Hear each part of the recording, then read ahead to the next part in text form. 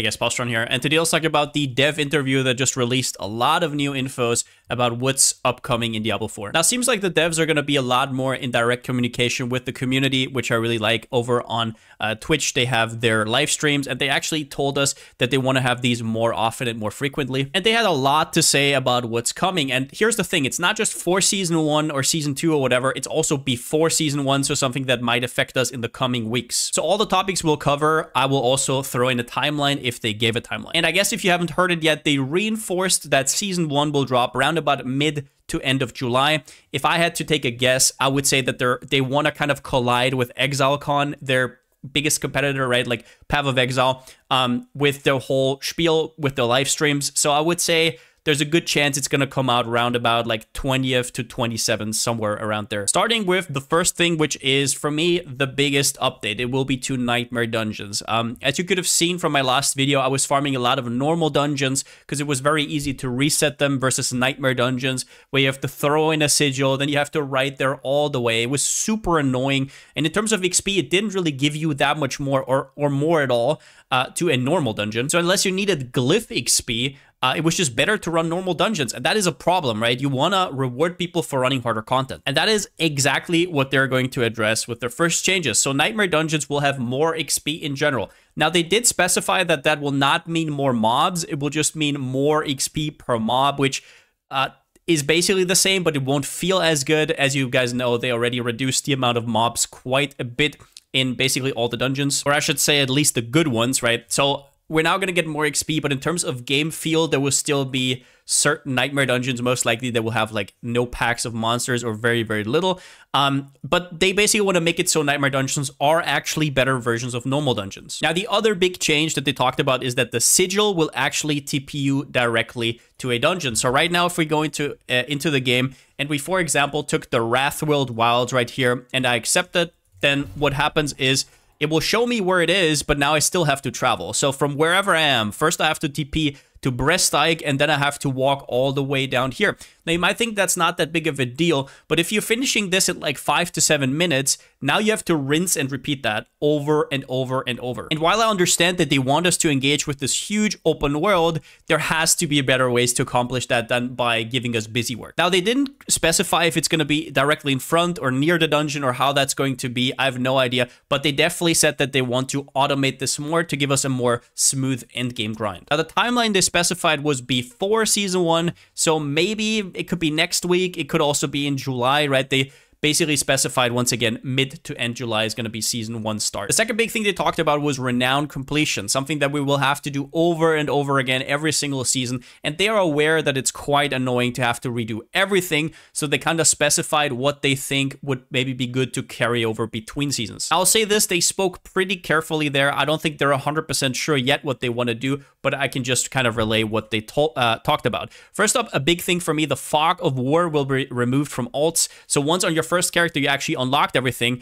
I'm currently on my second character. On my first character, I have everything revealed, and I would now have to go everywhere again and unlock all these like points on the map, which is quite annoying. I'm very happy about that change, at least. As for altars, they are going to stay unlocked. Now, I'm not sure if they're just talking about alts or if they're talking about from Season 0 to Season 1, basically, if you have to redo them again. So they talked about the timeline being Season 1, but that could also mean that Season 1, you have to unlock everything again, and then Season 2, you don't have to do it again. So they were not very specific when it comes to that, especially Rod interjected quite a bit, so it was kind of hard to know what's going on. And we have waypoints and strongholds. There they basically said that they will have to be still claimed. However, they will be revealed on the map, and you just have to go there again. So for example, if you have a new character, you will see all the waypoints grayed out, as we know, but you will still have to claim them, which is still a lot nicer if you think about it, than having to reveal the whole Fog of War and then hope there are the waypoints somewhere, or having to look at the third-party website to see where the waypoints are. And I guess the most annoying one that's still going to stay is side quests. I understand that they want us to do something, right? They want this world to not be completely like obsolete once we have done the side quest one. So we will have to do them over and over again every season. I don't know how they're going to handle it with alts. Right now we have to do them on every single alt again. But then again, if you already unlocked all your renown anyways, that doesn't matter. The third thing they addressed were resistances. A lot of people already found out that resistances are extremely bad, especially in the very, very end game, because their effectiveness scales down. There's a lot of videos on it if you want to research that, especially the one from Kriparian. Now, resistances get less valuable, and they also stated that it is not something they really want to just leave like that. They want resistances to be a thing that you need on your gear to complete higher content. So they basically acknowledge that right now it's not working as intended. They also talked about it being a big and complicated change, so there's not going to be anything anytime soon, and they talked about Season 2, which I think is kind of rough. I understand that these take time because there's a lot of moving parts in the game, but then again, this is something where they will just have worthless stats on every single item for the whole of Season 1.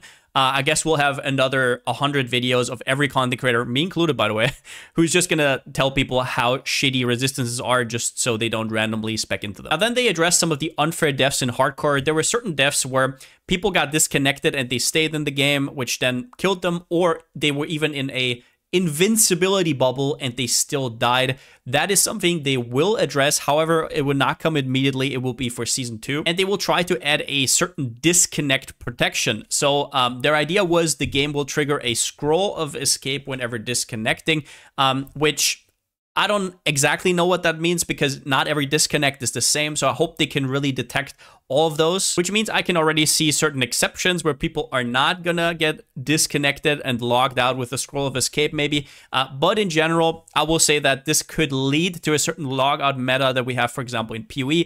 Whether that's good, whether that's bad, I'm not really qualified to say. I'm not really a hardcore gamer. So I'm sure a lot of people will already discuss that on their own volition. Overall, I think it's good if there are less unfair deaths in hardcore, duh. So that's my take on it. Now, at the end here, I kind of summarized everything else that they talked about and chit-chatted. There were some big points here, as I talked about, number 4, number 3, blah, blah, blah. These were kind of like scattered throughout the whole stream. First up, changes that are going to come before Season 1. Both the caches being too high level, they acknowledge this is a bug right now. However, the items that are within that cache will still be higher level. So I guess now you can look at your higher level items earlier or something. And a big thing that affected me as a druid a lot is barb uniques dropping. So in the drop pool for druid uniques, there's also barb uniques dropping, which basically makes it harder to get the uniques that you actually want. And this is something they want to address before Season 1. And that kind of sounded like maybe even a hotfix coming in a week or two. So that's pretty nice. Now here they were also quickly talking about maybe dropping uniques from other classes very rarely. Which could be nice because, for example, let's say I drop like a really cool druid unique on my rogue. Let's say I drop Tempest Roar, and I'm like, oh, that might get me to maybe reroll a druid down the line. I think those kind of situations are pretty damn cool, but they just kind of glanced over it, so I wouldn't really expect anything there anytime soon. Now, then they talked about some stuff that they're looking into, right? Which means they might never come, or it might be like, I don't know, Season 3 or something like that. These mostly came from viewer questions. They also took some questions from Rob from the blog, from chat, from Twitch chat. First up, about social features, for example, looking for group. It's kind of hard to find people to play with. Something they kind of like were very lukewarm on, so I will just interpret that as Season 3 at the earliest, because if it was in Season 1 or Season 2, they usually pointed it out. So don't hold your breath for this anytime soon. Also, they address TPing to other players directly. So as you know, if you're in the main city, you can actually TP. There is a portal right here if you're in a party. There's a portal right here that you can click on, and it's going to TP you to your friend in your party. However, if you're, let's say, for example, in the wild and you want to TP to them, you have to first TP out and then go TP to them, which is an extra loading screen and more walking. So it's kind of annoying, but they can just brush it off. It's hard to do, which fair enough. Search function, this is actually something that was very high up on my list.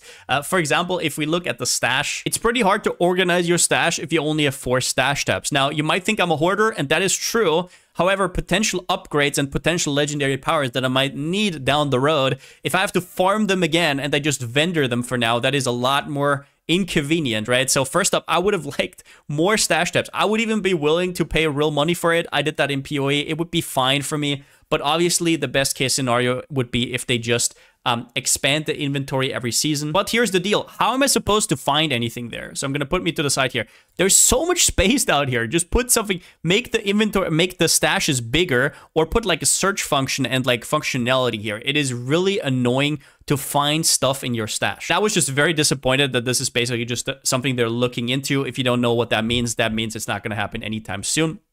And there was also the we'll keep an eye out questions. For example, resource generation. Now, I'll say this. Resource generation, they said, will be more available, but they also don't want it to get it to a point where you can just cheat and don't have any resource cost whatsoever. That will kind of defeat the purpose. So I think what that means is they will just look into some of the more resource heavy things and maybe balance their cost, maybe give us a little bit more chance to spec into resource generation. But I don't think they ever want to get it to a point where you can just spam whatever you want. And at the end here, they also said that there will be a new dev update early July. So we're not going to have to wait for season 1 for that. It's going to be probably, let's say, in like 2 to 3 weeks. So that's also good to know. And I'm sure they will talk a lot more about the things once they're flashed out. Hope you liked the video.